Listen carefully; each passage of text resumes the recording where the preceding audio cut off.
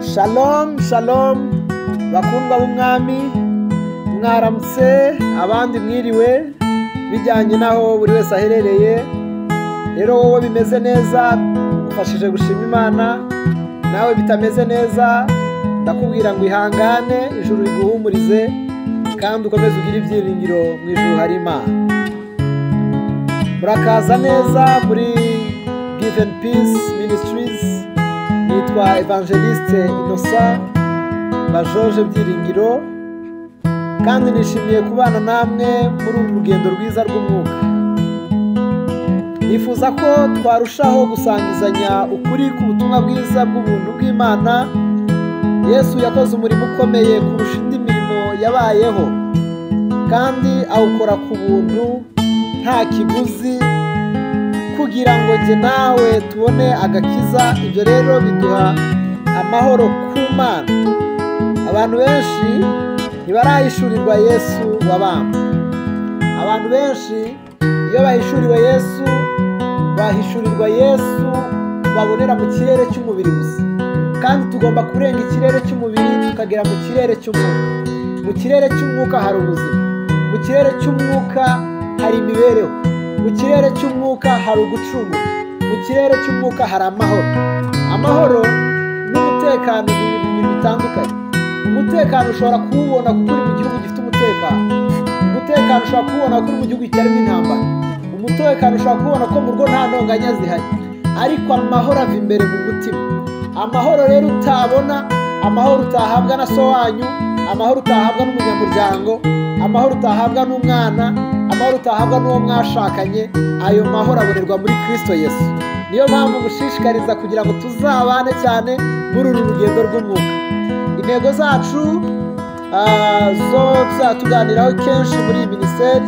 Tuzaganira ibintu byinshi bitandukanye, ariko intego tuzavuga cyane ku gucungurwa kubonerwa muri Kristo Yesu.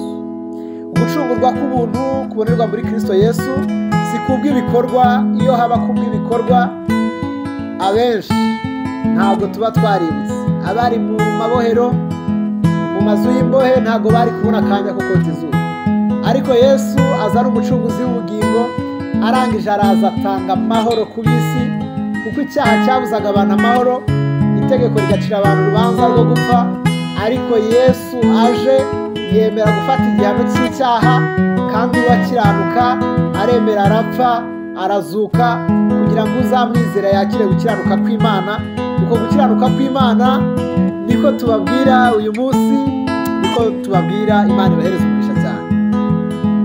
Abefeso ibice 2:8 n'uwa9 haravuga ngo namwe mwacunguwe n'ubuntu kubwo kwizera, ngo ntabwo byavuye kuri mwe. Ntabwo byavuye kuri mwe, ahubwo ni impano y'Imana. Imana yabikoze kugira ngo yiyunge n'abari mu isi, nta kindi. Kubw'urukundo rwinshi Imana yagukunze, kubw'urukundo rwinshi, kubw'agaciro kenshi ufite mu maso y'Imana, Imana yaremeye iraza iragupfira kugira ngo uhabwe amahoro. Icyaha cyatumaga ugenda wububa, amategeko yaguciragaho umuvumo, kugira ngo niwizere ubarweho gukiranuka umwana w'Imana byuzuye, kandi uhite ugira ibyiringiro by'ubugingo buhoraho, kuko ngufite uwo mwana wese afite ubugingo buhoraho. Njyewe nagize ibihe bitandukanye. Ubuzima bwanjye nzagira igihe cy'ubuhamya, ariko ubuzima bwanjye naravutse nisanga mu itorero.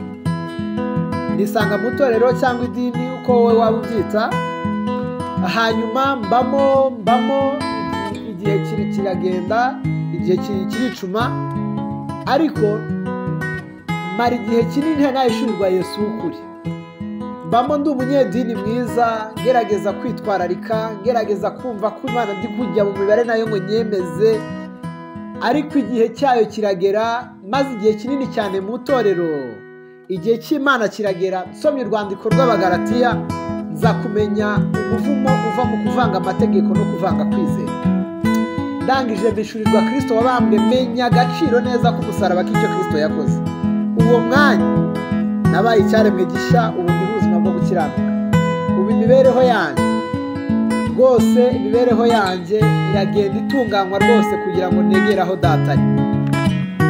Ibyo tuzaganiraho cyane no kurushaho muri uru rugendo rw'umwuka ubutumwa bwiza bw'ubutumwa bw'ubuntu bw'Imana, ukuri kwa Bibiliya. Ese Bibiliya ni ukuhe kuri ivuga?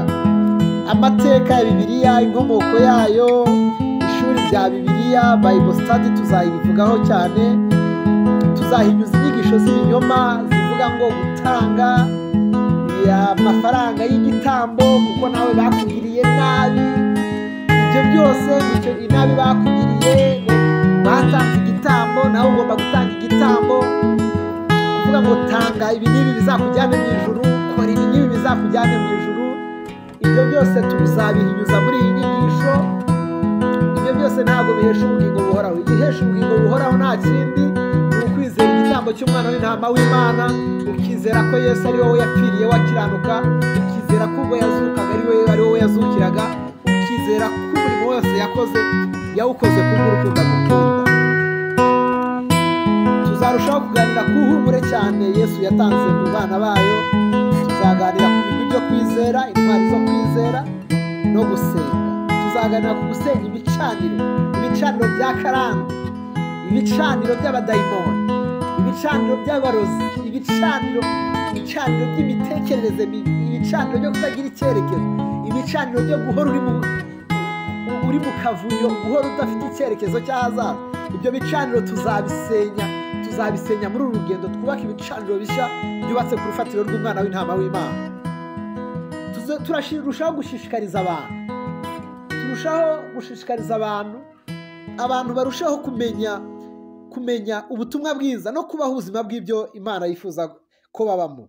Kwibutsa abantu gukora subscribe ni ingenzi. Uze gukora subscribe, ukore share, utange comment, nzajya nsoma hamwe nawe